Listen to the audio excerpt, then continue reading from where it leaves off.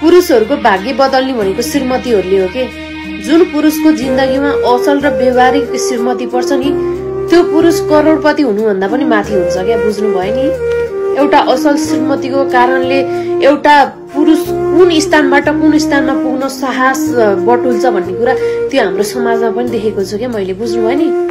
श्रीमतीकै कारणले करोडपति मान्छे पनि रोडपतिमा झरेको पनि देखेको छु, तर श्रीमतीकै कारणले रोडपतिको मान्छे करोडपति पुगेको पनि देखेको छु क्या, बुझ्नुभयो नि। त्यही भएर एउटा विवाह भइसके पछाडि चाहिँ श्रीमानको भाग्य बदल्न चाहिँ श्रीमतीको हात चाहिन्छ क्या, बुझ्नुभयो नि।